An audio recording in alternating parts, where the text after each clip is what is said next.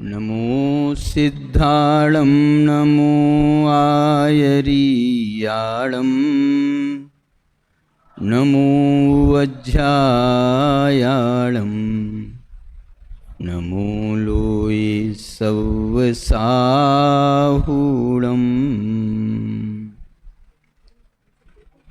मंगलम भगवान वीरो मंगलम गौतमो गणी मंगलम कुंद कुंदार्यो जैन धर्मोस्तु मंगलम।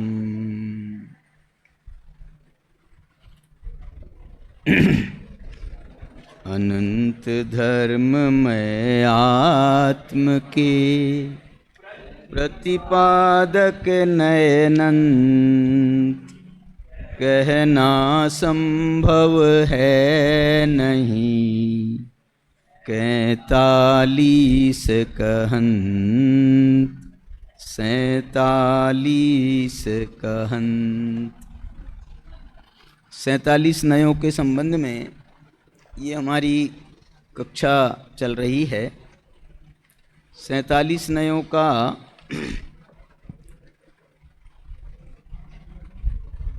सामान्य जो वर्णन है, सामान्य उसके संबंध में जो जानकारी थी वो मैंने आपको विगत 2 दिनों में दी है। अब हम उसके 47 नयों में प्रवेश करेंगे। उसमें भी प्रवेश करने के पहले आचार्य अमृतचंद्र देव ने भी उसकी एक भूमिका बनाई है।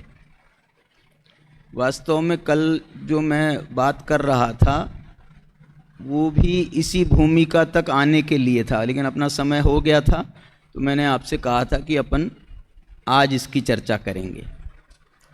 मैंने आपसे ये बात की थी, अपन कल कर रहे थे बात, 25 नयों तक अपन ने बात की थी, सप्तभंगी बनाते हुए भी बात की थी। और मूल प्रश्न क्या था?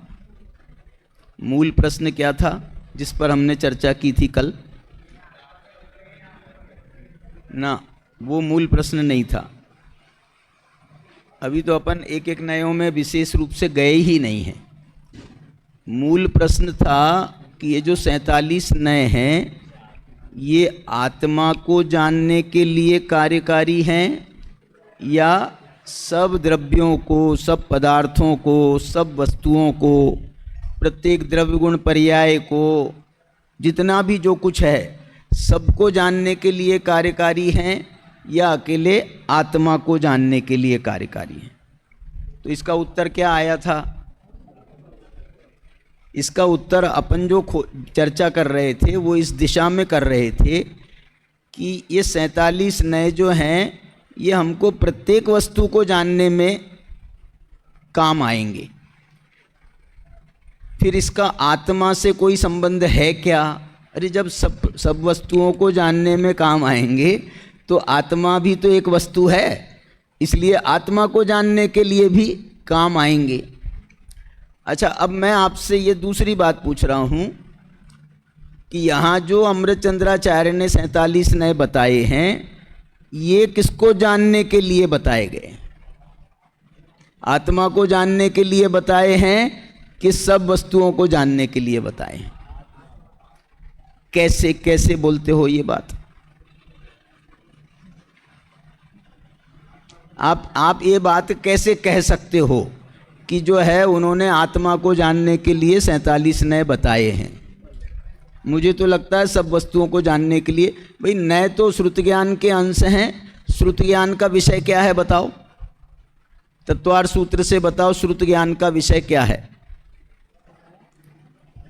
मति श्रुतियोर निबंधो द्रव्येषु असर्व पर्यायेषु।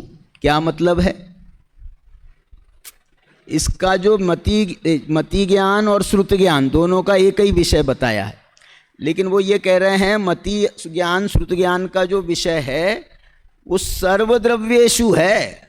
वहाँ जो द्रव्येषु शब्द है ना, वो द्रव्येषु शब्द सर्वद्रव्येषु के लिए है। और असर्व पर्यायेषु। यदि उनको असर्व शब्द दोनों के लिए लगाना होता तो वो ये दो है, पहले द्रव्येषु बोलते और बाद में असर्व शब्द क्यों लगाते? फिर ऐसा बोलते मति श्रुतियोर निबंधो असर्व द्रव्य पर्यायेषु। लेकिन उन्होंने क्या बोला है सूत्र में? मति श्रुतियोर निबंधो द्रव्येषु, माने सब द्रव्यों को विषय बनाता है। अब आप बोलोगे सब द्रव्यों को कहाँ विषय बनाता है? सब द्रव्यों को विषय बनाता है श्रुति ज्ञान, मति ज्ञान, श्रुति ज्ञान, दोनों के लिए कह रहे हैं। बोलो सब द्रव्यों को विषय बनाता है या उनमें भी कुछ को विषय बनाता है? फिर इसमें सर्वद्रव्येषु माने आचार्य की गलती है, तुम सही बोल रहे हो। आचार्य ने असर्व शब्द जो है पर्यायेषु के पहले लगाया। यहां पर देखो, हम जाति अपेक्षा से भी सबको जाने तो ये सबका जानना है। क्या बोला? 6 द्रव्यों को मति ज्ञान श्रुति ज्ञान जानता है क्या नहीं जानता? अपन श्रुति ज्ञान की भाषा में बोलते हैं। श्रुति ज्ञान सब द्रव्यों को जानता है क्या नहीं जानता है? तो सब द्रव्यों का मतलब संख्या से सब नहीं, संख्या से सब नहीं, जाति से सब। बोलो 6 जाति के द्रव्य हैं, इनके अलावा कोई और 7वीं जाति का द्रव्य हो तो बताओ। ये 6 जाति के द्रव्य में सब द्रव्य आए क्या नहीं आए? अरे एक जीव बोलने में अनंत जीव आ गए। एक जीव का हम वर्णन करें, एक जीव की अपन चर्चा करें, एक जीव का व्याख्यान करें, इस व्याख्यान को सब जीवों के लिए समझें कि नहीं समझें कि ये तुम्हारे लिए स्पेशल है? ये कोई महावीर भगवान का पुराण नहीं चल रहा है या आदिनाथ भगवान का पुराण नहीं चल रहा है, ये तो अकेले उनके लिए है। लेकिन यहां जब हम जीव की बात करते हैं, ये सब जीवों पर लागू है, सब जीव समान हैं। बोलो एक बात अपन ने कही तो ये सब जीव समान है, ये सब जीवों पे लागू है कि एक जीव पे लागू है? सब जीवों पे लागू है। जीव अनंत गुणात्मक हैं, अनंत गुण वाले, सब जीव अनंत गुण वाले हैं। तो ये सब जीवों पे लागू है कि एक जीव पे लागू है? आदिनाथ भगवान पे कि सब पर लागू है? सब गुण वाले हैं, सब अनंत पर्याय वाले हैं, सब अनादि अनंत हैं, सब असंख्यात प्रदेशी हैं। सब शब्द मत बोलो, आप इतने ही बोलो जीव। तो ये जो जीव है ये सबके लिए लागू है। इसलिए जो है वो कहते हैं द्रव्य तो सब द्रव्यों को जानता है श्रुति ज्ञान। लेकिन पर्यायों में तुम कहो एक एक पर्याय बताएं, त्रिकालवर्ती अनंत अनंत पर्याय हैं, तो वो एक द्रव्य की भी नहीं बता सकते हैं, सब द्रव्यों की भी नहीं बता सकते। और मालूम पर्याय में गुणों को शामिल किस में करोगे? द्रव्यों में करोगे कि गुणों में द्रव्यों में करोगे कि पर्यायों में करोगे? गुणों को। तो अनंत गुणों को भी नहीं जान सकते, अनंत गुणों को भी, जाति अपेक्षा भी नहीं जान सकते। बोल रहा हूं अनंत गुणों की जातियां बनाएं, आपको सब जातियां मालूम है? अनंत पर्यायों की जातियां बनाएं, आपकी सब जातियां मालूम है? मेरे पास में है एक तरीका मेरे पास में है एक तरीका मतलब क्या कि हम पर्यायों को 2 भागों में बांट दें, स्वभाव पर्याय, विभाव पर्याय। तो हमने जाति अपेक्षा सब पर्यायों को जान लिया कि नहीं जान लिया? बताओ कौन सी पर्याय छूटी? तो ये जो जाति अपेक्षा जानना है ना, ये द्रव्यार्थिक न्याय का विषय बन जाता है। इसलिए द्रव्यार्थिक न्याय से तो हम जानते हैं सामान्य रूप से, लेकिन पर्याय आर्थिक न्याय माने भेद करके एक एक को नहीं जानते हैं। इसलिए सूत्रकार ने ये कहा कि सर्वद्रव्येषु क्या नाम, मति श्रुति और निबंधो द्रव्येषु असर्व पर्यायेषु, द्रव्येषु असर्व पर्यायेषु, ऐसा उन्होंने कहा है। चलिए अभी इसकी चर्चा अपने को नहीं करना है। मैंने आपसे पूछा, ये बच्चे ने बोला कि ये आत्मा पर, सब आत्माओं पर लगाया है किन्ने? अमृतचंद्राचार्य ने। प्रूव करो आप ऐसे ही बोल दोगे तो बात तो नहीं बनेगी। बोलो, माइक है? उठा के ले आओ वहां से। हाँ बोलो। क्योंकि ये 47 नयों का स्वरूप लिखने से पहले उनने उत्थानिका के रूप में वाह। 3-4 लाइन और लिखी है।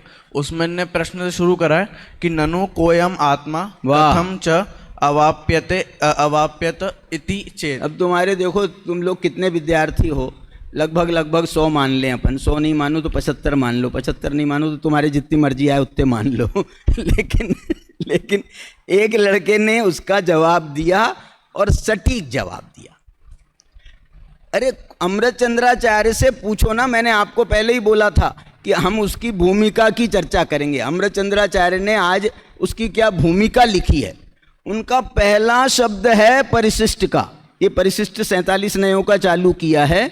उसके पहले उनका देखो यहाँ पर आपके स्क्रीन पर आ रहा, पहला शब्द है ननु कोयम आत्मा। ननु माने क्या होता है? ननु माने क्या होता है? हाँ, ननु माने शंका, प्रश्न कह लो, शंका कह लो, आशंका कह लो। प्रश्न है कोयम आत्मा, कौन आत्मा है? मतलब आप ये समझ लो कि 47 शक्तियों में ही आत्मा बताई जा रही हो, ऐसा नहीं है। ये 47 नयों में भी अमृतचंद्राचार्य आत्मा को ही बताने का कोशिश कर रहे हैं। अकेले 47 शक्तियों का विषय ही आत्मा नहीं है। 47 शक्तियां किसकी हैं? वो भी आत्मा की हैं। उसमें भी बहुत सारी शक्तियां सामान्य शक्तियां हैं जो हैं वो सब द्रव्यों पर भी लागू पड़ जाती हैं। बहुत सारी शक्तियां हैं, लेकिन अभी शक्तियों की बात नहीं कर रहे। अभी हम यहाँ पर नयों की बात कर रहे हैं। नयों में तो सारे नए सब द्रव्यों में लग जाते हैं, लेकिन वो कह रहे हैं मेरे को सब द्रव्यों का प्रयोजन नहीं है। अमृतचंद्राचार्य ये अध्यात्म के शिखर पुरुष हैं और उनको जो है सब द्रव्यों की बात करने में इंटरेस्ट नहीं आता है। उनको जो इंटरेस्ट आता है वो आत्मा की बात करने में आता है। तो इसमें भी यहां पर पूछा है कोयम आत्मा। पहला प्रश्न है कोयम। 2 प्रश्न पूछे उन्होंने, 2 प्रश्न, 2 उनने नहीं पूछे, शिष्य ने पूछे। मान लो उनसे क्या पूछा? कोयम आत्मा, वो आत्मा कौन है? और दूसरा क्या है? कथम च अवाप्यते। वाह, वो आत्मा कौन है और वो कैसे प्राप्त होती है? कथम च अवाप्यते, वो कैसे प्राप्त होती है? ये अवाप्यते का अर्थ निषेध नहीं लगाना, कथम च प्राप्यते नहीं है। ये अवाप्यते का मतलब भी प्राप्यते है वो संस्कृत वाले सब आप बता सकते हो, मेरे को नहीं मालूम।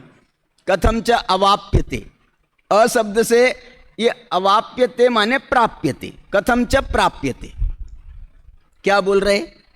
कोयम आत्मा, वो आत्मा कौन है? एक तो हमारा प्रयोजन ये है, और वो आत्मा की प्राप्ति कैसे होती है?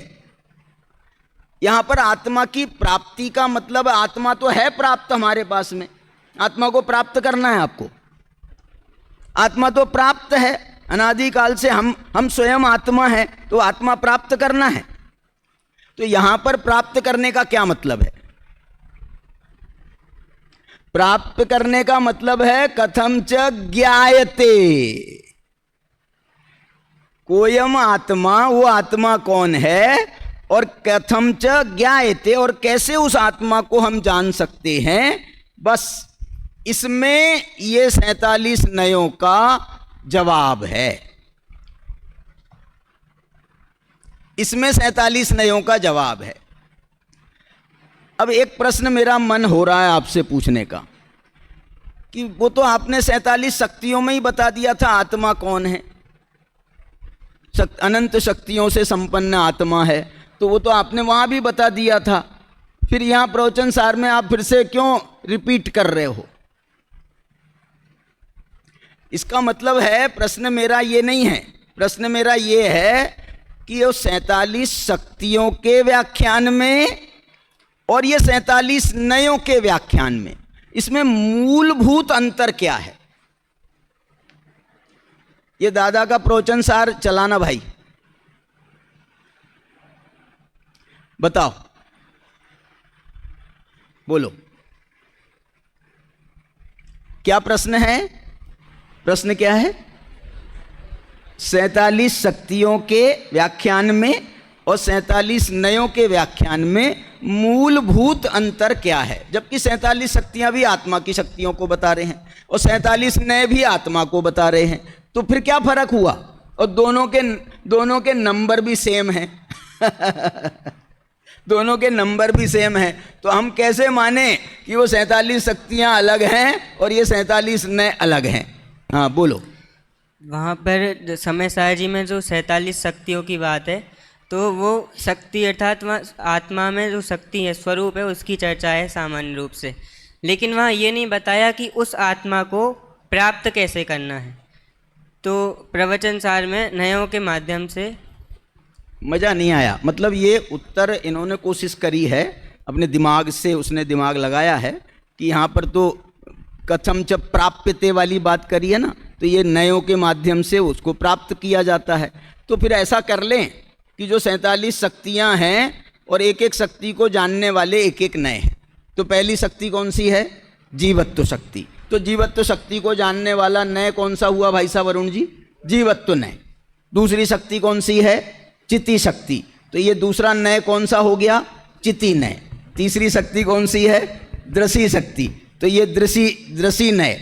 चौथी शक्ति ज्ञान शक्ति, ये ज्ञान नए। ऐसा मान लें? ऐसा है क्या? पहले ये देख लो, मान लें कैसे? अपने पास हाथ कंगन को आरसी क्या और पढ़े लिखे को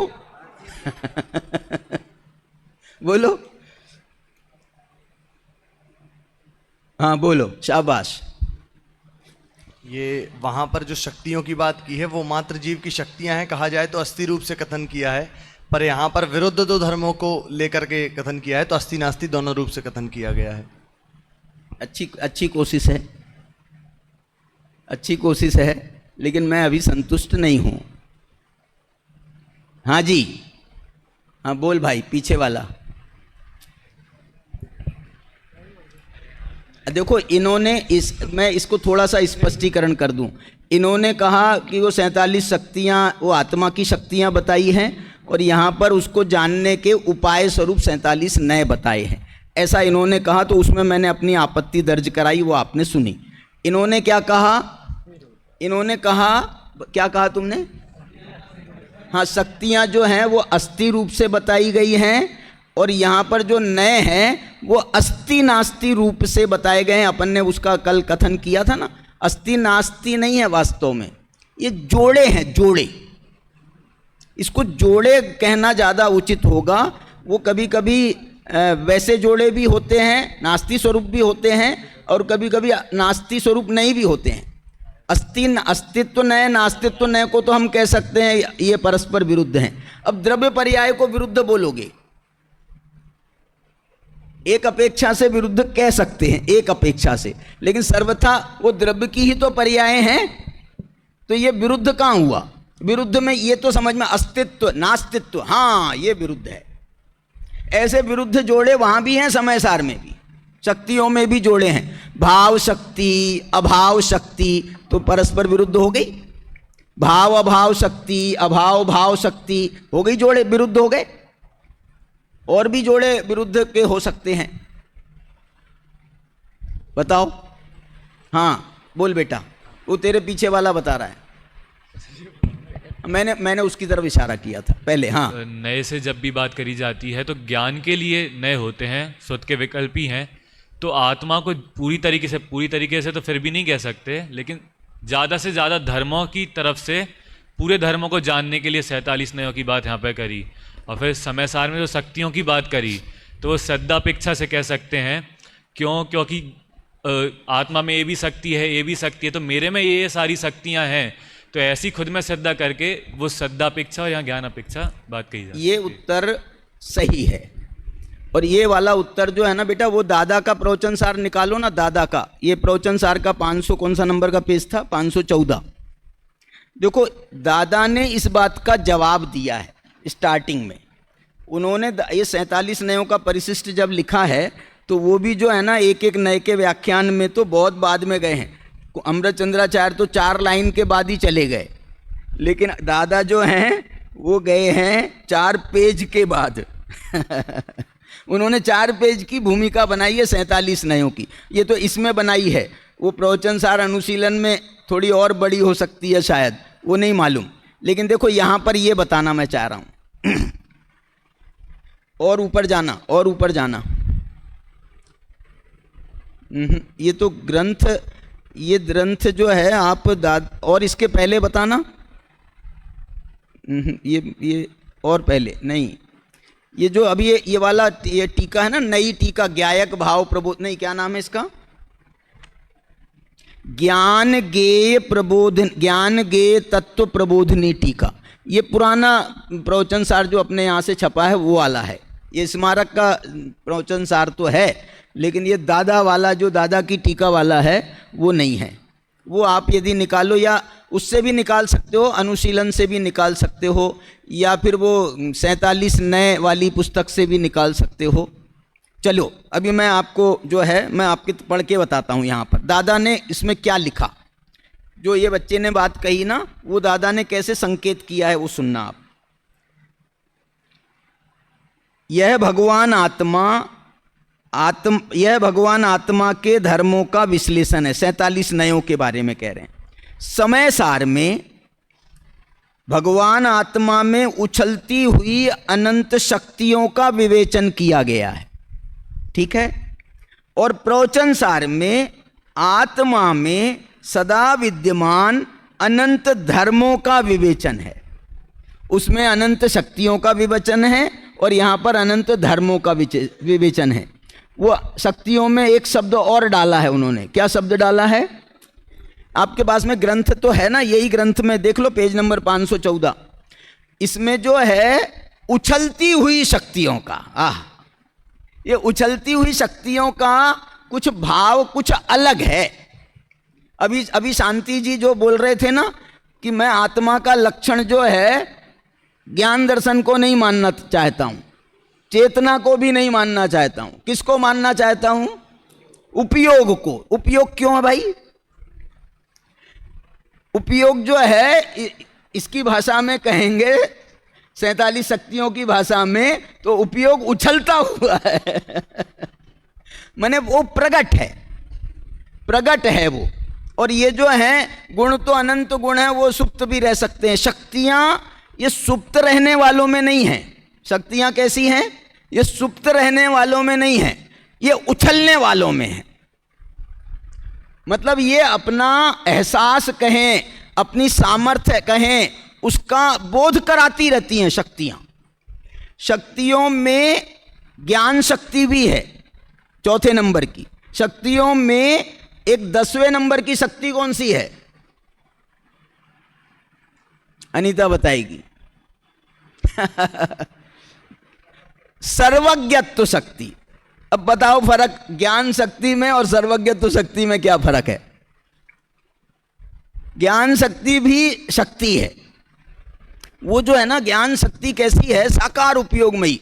वो जो है सब पदार्थों को ऐसे अच्छे से जानती है, विश्लेषण करके जानती है, साकार बना करके जानती है। निराकार नहीं रखता है, दर्शन निराकार रखता है, ज्ञान साकार बना करके जानती है। ये उसकी सामर्थ्य है, ये उसकी शक्ति है। लेकिन सर्वज्ञत्व शक्ति में और ज्ञान शक्ति में क्या अंतर है? ज्ञान शक्ति जो है वो ये कह रही है कि उसमें पास में सब पदार्थों को जानने की शक्ति है, जानने की शक्ति है।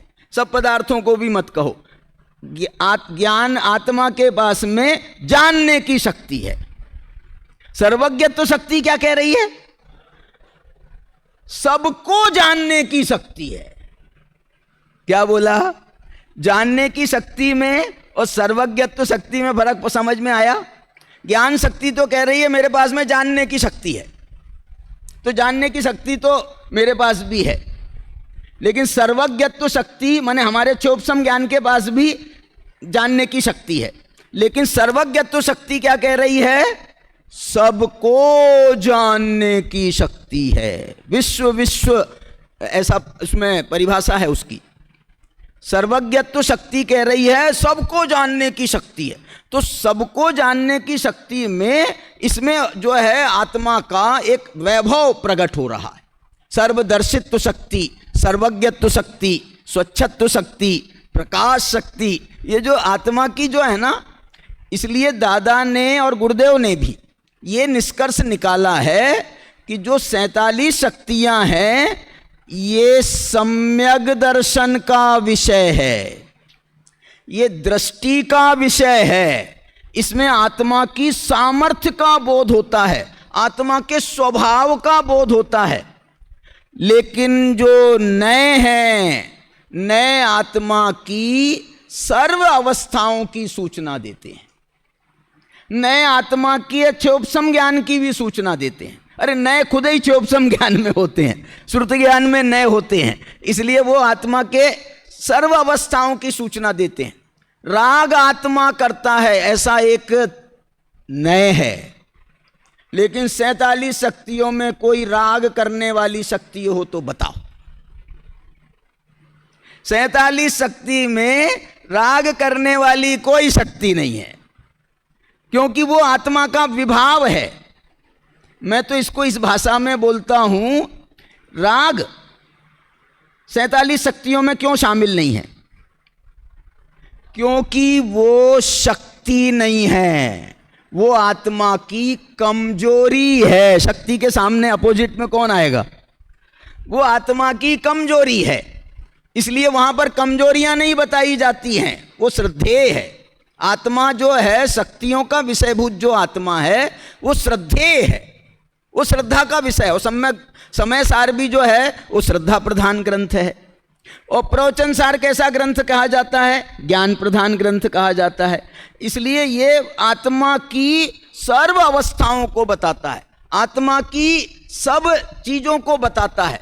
अनादिकाल से संसार है वो भी बताएगा, अनादिकाल से संसार क्यों है वो भी बताएगा, अनादिकाल से ये आत्मा बंधा हुआ है ये भी बताएगा, और ये आत्मा मुक्त हो सकता है ये भी बताएगा। माने ये कमजोरी और शक्ति दोनों को बताने वाले नए होते हैं। और जो 47 शक्तियां हैं वो सिर्फ आत्मा की शक्तियों को बताते हैं, वो आत्मा की कमजोरियों को नहीं बताते हैं। ये दोनों में अंतर है।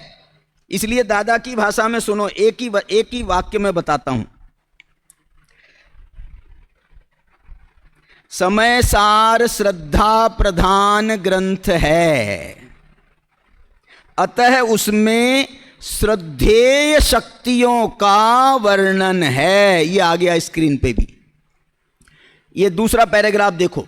समय सार श्रद्धा प्रधान ग्रंथ है, अतः उसमें श्रद्धेय शक्तियों का वर्णन है। और प्रवचन सार ज्ञान प्रधान ग्रंथ है, अतः उसमें ज्ञेय रूप धर्मों एवं उन्हें जानने वाले नयों का प्रतिपादन है।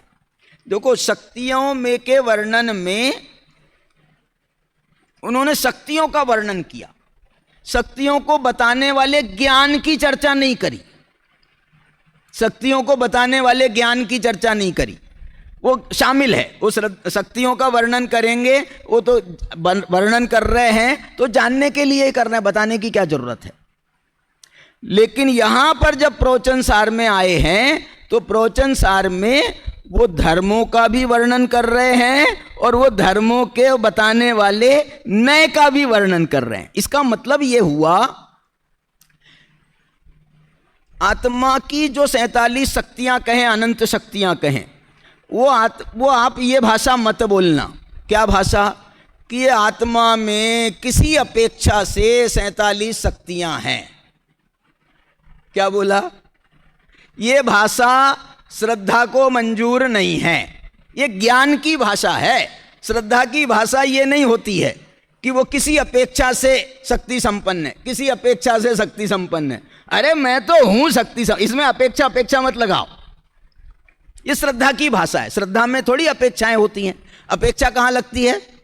ज्ञान में लगती है। तो ज्ञान में जब हम कमजोरियां बताएंगे तो यहां बोल रहे हैं ये किसी अपेक्षा से, कर्तृनय से आत्मा राग का करता है, ये कर्तृनय से बताया किसी अपेक्षा से, और साथ में बता दिया अकर्तृनय, तो अकर्तृनय से आत्मा राग का करता नहीं है, क्या है? ज्ञाता है, अकर्ता है।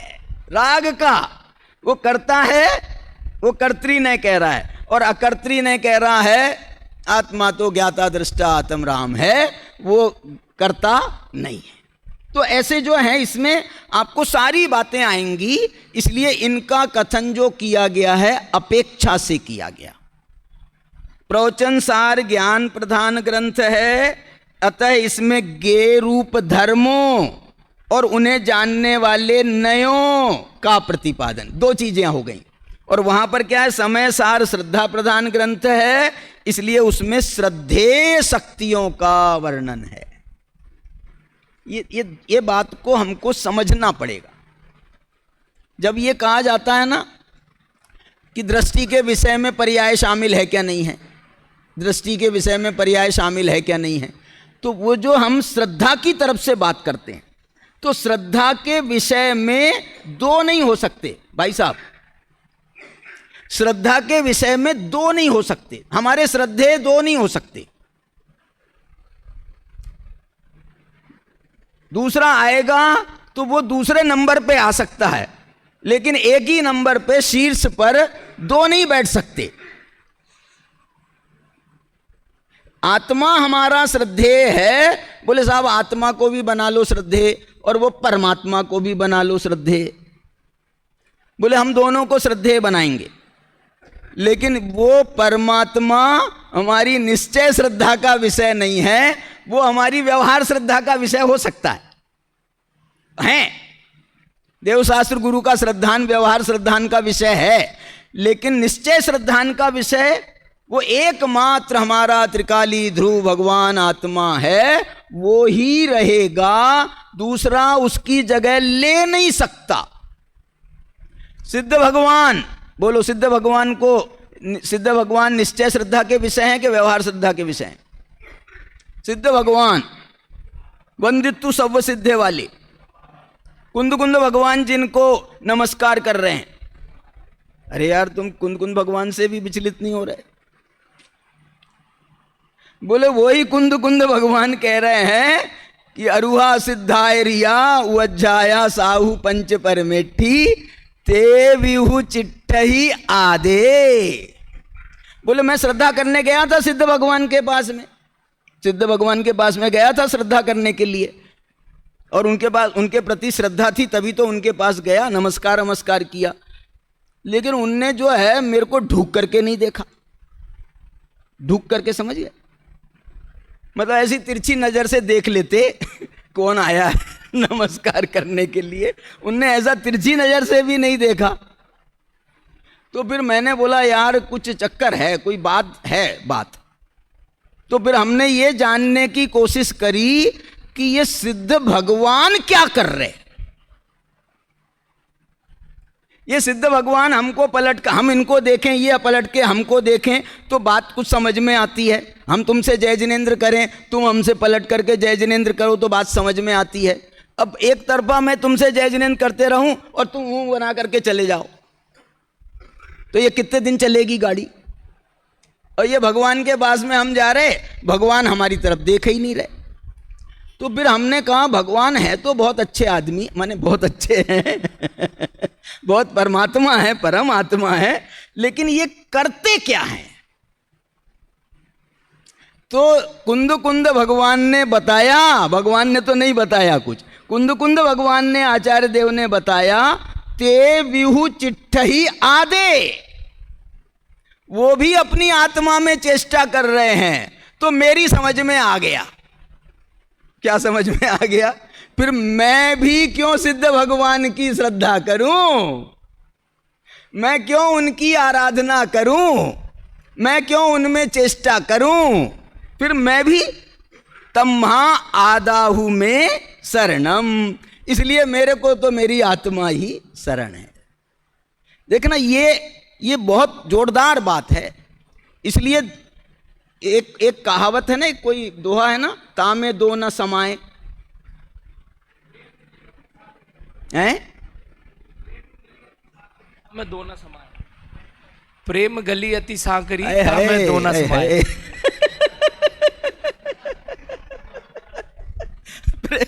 प्रेम गली अति सांकरी, तामे दो न समाए। और आगे उसको भी उतना ही याद है।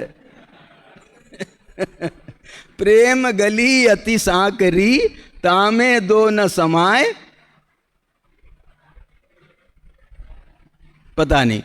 तो ये जो है ये जो है ना, इसमें दो नहीं आते हैं। ये प्रेम गली नहीं है। अपन कौन सी गली की बात कर रहे हैं?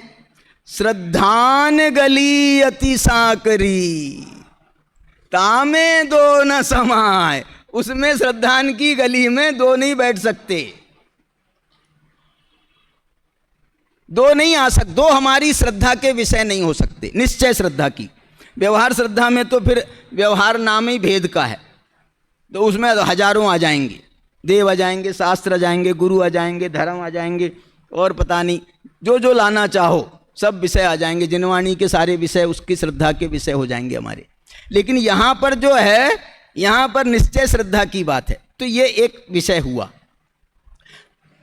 अब देखना, इसके दोनों को जब हम देखते हैं ना, शक्तियों की दृष्टि से आत्मा को, और ये ज्ञान की दृष्टि से, नयों की दृष्टि से जब हम आत्मा को देखते हैं, तो दोनों के देखने के नजरिए ही अलग अलग हैं।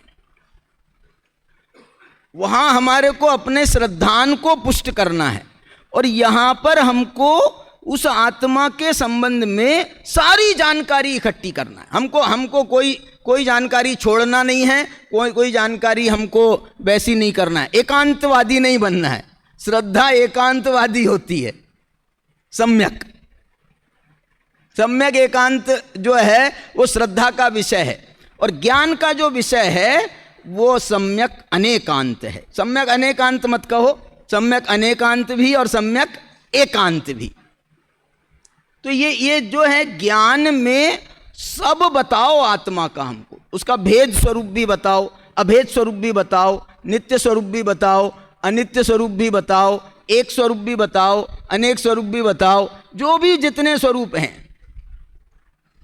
एक कल भाई साहब हमसे चर्चा कर रहे थे कि साहब ये मालूम है, ये जो धर्म है अनंत धर्म, इनके संबंध में एक चर्चा और चलती है अपने मुमुक्षु समाज में।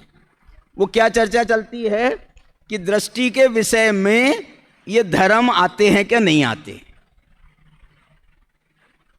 दृष्टि के विषय में ये धर्म शक्तियां तो आती हैं, लेकिन ये धर्म आते हैं, अनंत गुण भी आते हैं, अनंत स्वभाव भी आते हैं, वो सब आ जाते हैं, लेकिन ये नहीं आते हैं धर्म। इसका जो उत्तर दिया जाता है वो ध्यान देने का है। बाबूजी इस संबंध में बहुत चर्चा करते थे, युगल जी बाबूजी।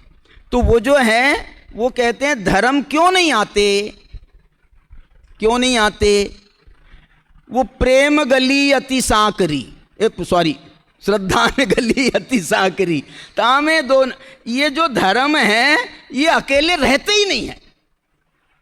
धर्म जो है वो मिलकर जोड़ों से रहते हैं। द्रव्य के साथ में पर्याय, अस्तित्व के साथ में नास्तित्व, विकल्प के साथ में अविकल्प। ये देखो ये क्या है रे? प्रेम गली अति सांकरी, बताना, सुना तो दे, पढ़ने तो दे। तामे दाऊ थोड़ी है, दो न समाए, जब मैं था तब हरि नहीं, वाह वाह वाह वाह, अब हरि है मैं ना। ये प्रभाव है बाबूजी पर, वो सम्यक दर्शन का। उन्होंने कहा सम्यक दर्शन के विषय में सम्यक दर्शन खुद नहीं है। जब मैं था तब हरि नहीं, हरि माने यहां पर भगवान के लिए हरि कह रहे हैं। जब मैं था तब हरि नहीं, और जब हरि है तो मैं नहीं। सम्यक दर्शन को जब तक सम्यक दर्शन दिखता रहा तब तक के सम्यक दर्शन नहीं था, और सम्यक दर्शन को जब त्रिकाली ध्रुव भगवान आत्मा दिखा तो सम्यक दर्शन बाहर चला गया। सम्यक दर्शन के घर में सम्यक दर्शन को जगह नहीं है। सम्यक दर्शन का कोना कोना वो त्रिकाली ध्रुव भगवान आत्मा के लिए खाली है। और सम्यक दर्शन को खुद रहने को जगह नहीं है उसमें। मैंने सम्यक दर्शन को उसमें से बाहर कर दिया माने भाई एक ही रहेगा, उसमें दो नहीं रह सकते। अति साकरी, बहुत सक्रिय है ना, इसलिए दो नहीं रह सकते। एक म्यान में दो तलवार रह सकती हैं क्या? तो ऐसे ही यहां पर भी है। चलो, तो ये ज्ञान में जो है ना अनेकांत है, अनेकांत है, परस्पर विरुद्ध धर्म है। और वो परस्पर विरुद्ध धर्म होने से वो जो है ना वो उसका दृष्टि का विषय बन नहीं सकता। वो आपको जो है हमेशा कंफ्यूज रखे। अस्तित्व है तो नास्तित्व भी तो है, द्रव्य है तो पर्याय भी तो है, क्रिया है तो ज्ञान भी तो है, विकल्प है तो अविकल्प भी तो है। माने ऐसा झगड़ा खड़ा करता है। तो वो जो श्रद्धा का विषय है ना वो हमको बिल्कुल ध्यानस्थ नहीं होने देता, वो हमको विकल्पों में उलझाए रखता है। इसलिए ये दृष्टि के विषय से ये विरोधी धर्मों को एक प्रकार से, जैसे सम्यक दर्शन को अलग किया है ना, ऐसे इसको भी कहते हैं। श्रद्धान के विषय को एकदम निर्मल, क्रिस्टल क्लियर रहना चाहिए, निर्मल रहना चाहिए, अविकल्प रहना चाहिए, निर्विकल्प रहना चाहिए। ऐसा उसका जो है वो स्वरूप है। तो यहां पर जो है ये आत्मा को बताने के लिए, आत्मा के समग्र स्वरूप को, विकारी अविकारी संसारी मुक्त समग्र स्वरूप को बताने के लिए ये नए हैं। देखो, सर्वगत नय है तो असर्वगत नय भी है। हमको ये समझ, आपको कई जगह ऐसा लगेगा कि यार ये हमको जो है ना ये आत्मा के संबंध में स्थिर ही नहीं होने देते हैं। द्रव्य नय है तो बोले पर्याय नय भी है, अस्तित्व है तो नास्तित्व भी है, विकल्प है तो अविकल्प भी है। नाम कह रहा है तो वो कह रहा है मैं भी हूं, स्थापना ने कह रहा है मैं भी हूं, द्रव्य ने कह रहा है मैं भी हूं, भाव ने कह रहा है मैं भी हूं। इसलिए जो है ये विषय जानने के लिए उपयोगी है, ये विषय जानने के लिए उपयोगी है, श्रद्धान करने के लिए उपयोगी नहीं है। जानने के लिए तो देखो, अभी आप जो ये शांति जी लेने वाले हैं ना शुद्धोपयोग अधिकार, वो शुद्धोपयोग अधिकार की सबसे पहली गाथा है। पहली गाथा क्या कह रही है मालूम? जानदी पश्यदी सब्वम। ये गाथा बता रहा हूं मैं आपको, 159 नंबर की गाथा है, 159 नंबर की गाथा। ये गाथा कह रही है कि जानदी पश्यदी सब्वम व्यवहार नयन केवली भगवम। केवली भगवान सबको जानते हैं, देखते हैं, व्यवहार नयन केवली भगवम। और आगे क्या है? जानदि पश्यदि सब्वम व्यवहार नयन केवली भगवम। केवल जानदि हाँ, पश्यति नियमेन अपानम। और निश्चय नयन केवली भगवम अपानम केवलम जानदि। वो अपनी आत्मा को केवल जानते हैं, ये निश्चय नय से, व्यवहार नय से सारी दुनिया को जानते, कोई दिक्कत नहीं है। इसलिए जो है ये नए हमको एक जगह स्थिर नहीं होने देते, लेकिन इनको जानना बहुत जरूरी है। यदि आप इनको नहीं जानोगे ना तो वो जो बात कही है नए ज्ञान की आवश्यकता में, क्या कही है? जे नए दिट्ठी विहीना ताणन वत्थु सहाव उबलद्धि वत्थु सहाव विहीना सम्मा इट्ठी कहमुंती। जे नए दिट्ठी विहीना, जिनको नए दृष्टि नहीं है उनको वस्तु स्वभाव की उपलब्धि नहीं हो सकती। उपलब्धि माने यहां पर ज्ञान, उनको वस्तु स्वभाव का ज्ञान नहीं हो सकता। और जिनको वस्तु स्वभाव का ही ज्ञान नहीं है वो सम्यक दृष्टि कैसे हो जाएंगे? बत्थु सहाव विहीना सम्मा दिट्ठी कहम हुंती, वो सम्यक दृष्टि कैसे हो जाएंगे? ऐसे कह करके इसमें बहुत सुंदरता से ये 47 नयों का प्रतिपादन किया है। अच्छा एक बात बताओ, अब इसको अपन थोड़ा पढ़ते हैं आगे। देखो ये टीका निकालना वापस अपना।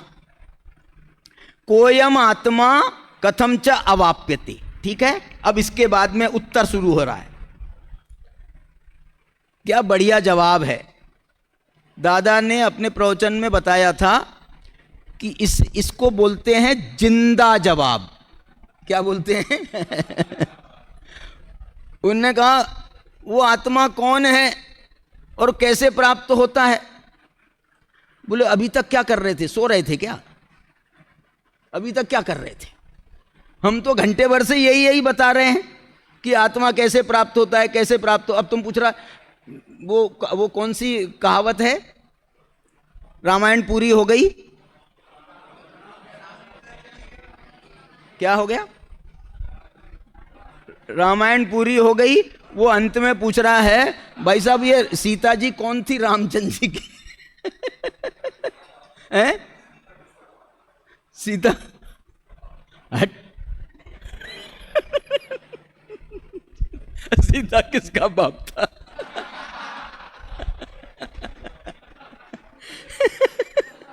ये बात मैंने पहली बार सुनी है। अब कहूंगा तो तुम्हारे नाम से कहूंगा।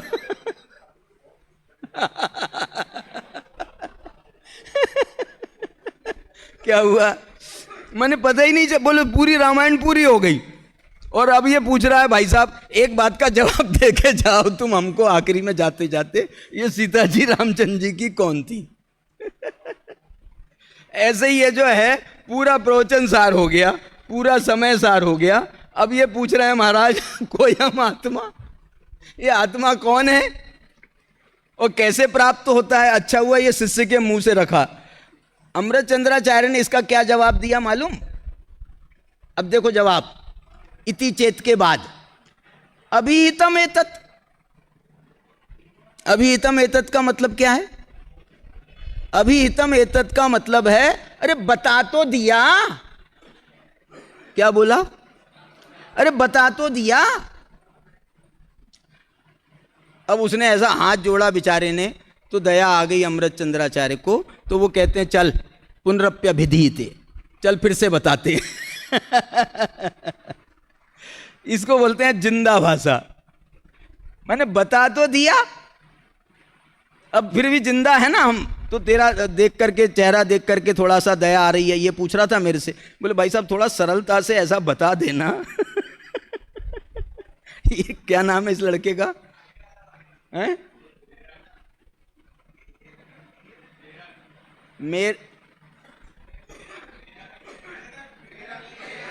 प्रेरक। ये बहुत बड़ा प्रेरक है।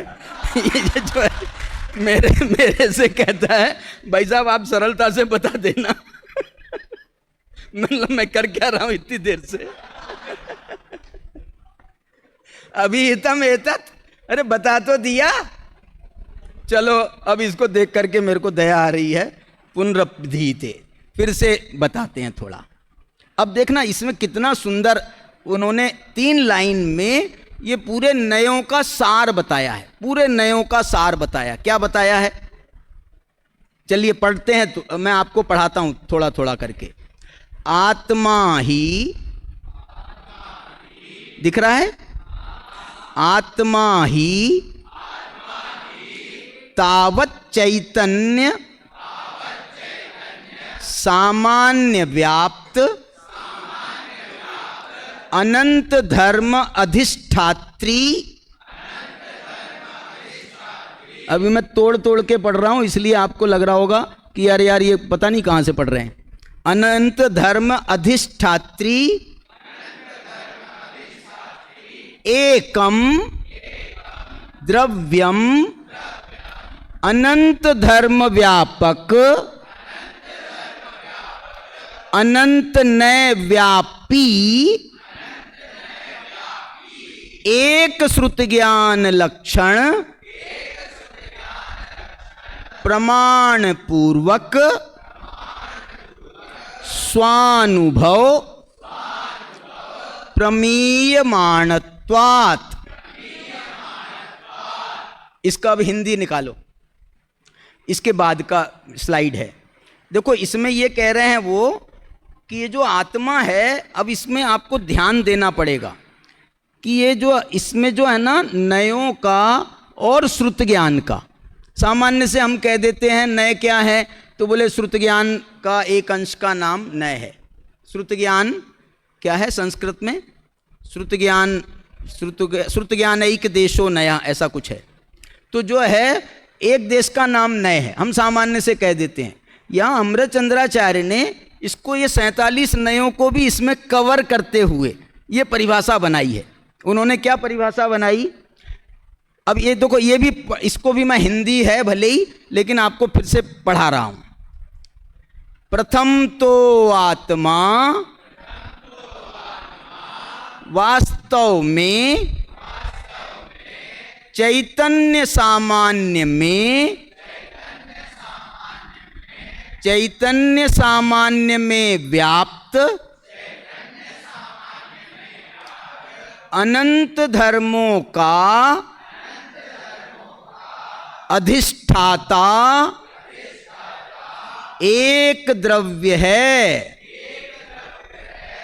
तथा अनंत धर्मों में व्याप्त होने वाले अनंत नय हैं। उन अनंत नयों में एक श्रुति ज्ञान स्वरूप प्रमाण व्याप्त होता है। उस प्रमाण पूर्वक स्वानुभव से आत्मा ज्ञात होता है। चलो अब ये 4 लाइन आपके सामने हैं। बताओ द्रव्य किसे कहते हैं? ये इसके आधार पे बताना, वो गुणों के समूह को द्रव्य मत बताना। यहां द्रव्य किसे कहा है? वाक्य पढ़ो पूरा।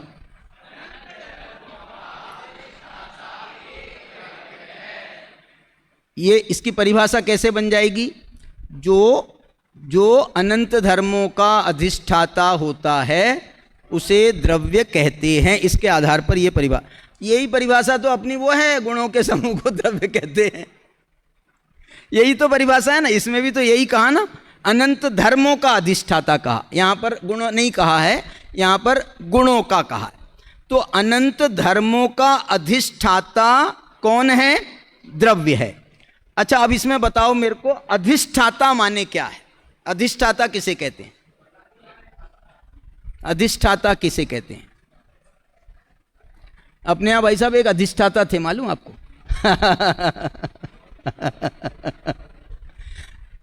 यहाँ पर जब हम लोग पढ़ते थे ना, तो एक जो पद अलग से पद था, प्राचार्य के अलावा एक अलग से पद था, उस पद का नाम है अधिष्ठाता। आपके यहाँ अभी अधीक्षक तो हैं, अधिष्ठाता कोई नहीं है। लेकिन अधिष्ठाता कौन थे मालूम है? तुम महाराष्ट्र वालों को शायद पता होना चाहिए। एक रावजी भाई गुरुजी थे।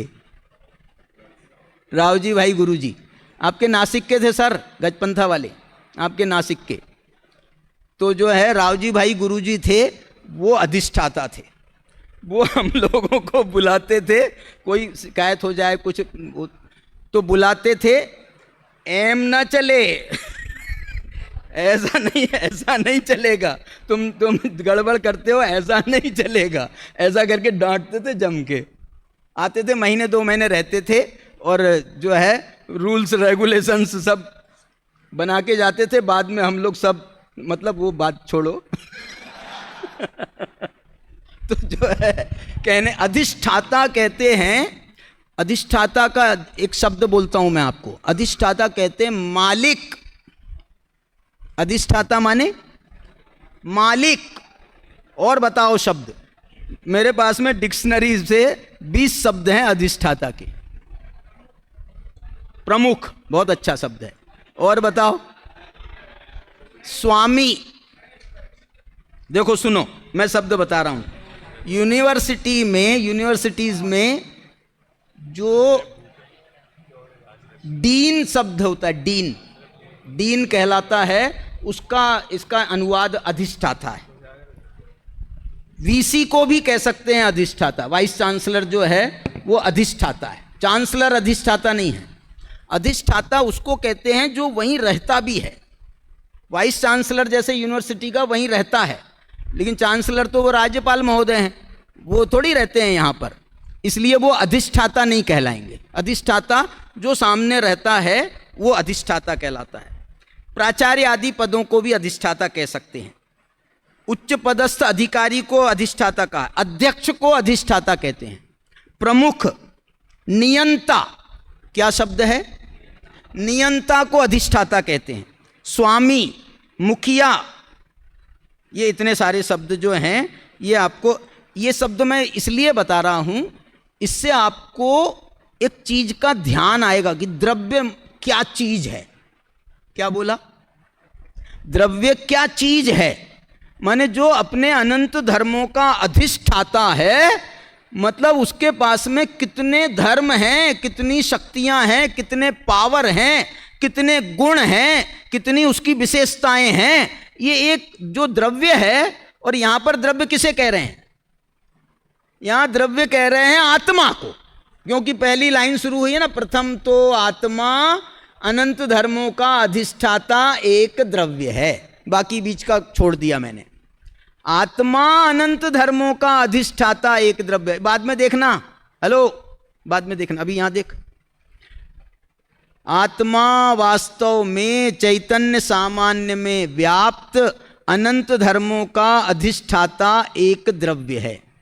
अब एक बताना इसमें, इसको देख करके, ये द्रव्य को जानने वाला कौन है, अच्छे से पढ़ो और देख करके बताओ। द्रव्य को जानने वाला कौन है, शाबाश। द्रव्य को जानने वाला है श्रुत ज्ञान प्रमाण, ठीक है। अच्छा, अब ये बताओ नए किसको जानने वाले हैं, इसको देख के बताओ।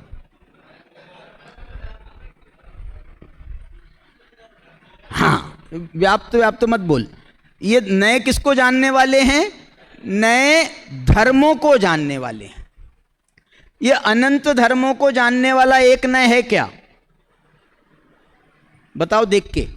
अनंत धर्मों को जानने वाले कितने नए हैं, अनंत धर्मों को जानने वाले अनंत नए हैं। इसका मतलब क्या हुआ, एक एक धर्म को जानने वाला एक एक नए है। और सारे अनंत धर्मों का अधिष्ठाता कौन है, वो द्रव्य है, आत्मा है। उसको जानने वाला कौन है, वो श्रुत ज्ञान प्रमाण है। अब इनका जोड़ा क्या है, इनका संबंध क्या है, संबंध ये है कि श्रुत ज्ञान के अंश नए हैं, इसमें लिखा ना, अनंत नयों में एक श्रुत ज्ञान स्वरूप प्रमाण व्याप्त है। तो यहां अनंत नयों का, अनंत नए एक श्रुत ज्ञान के अंश हैं, और वहां वस्तु में क्या है, अनंत धर्म है, और उनका अधिष्ठाता एक द्रव्य है। तो जैसे अनंत धर्मों का अधिष्ठाता द्रव्य है, ऐसे ही अनंत नयों का स्वामी अधिष्ठाता कौन है, एक श्रुत ज्ञान प्रमाण है। तो ऐसा जो है इनका परस्पर में संबंध है, और एक एक धर्म को जानने वाला एक एक नय है। अब हम ये 47 नयों के माध्यम से कितने धर्मों को समझेंगे, 47 नयों के माध्यम से 47 अनंत नहीं, क्योंकि एक एक धर्म को जानने वाला एक एक नय है, इसलिए यहां पर 47 नयों के माध्यम से 47 धर्मों को समझेंगे। अब इसमें अपन एक एक धर्म की चर्चा आगे प्रारंभ करेंगे। आज की चर्चा को यहीं पर विराम।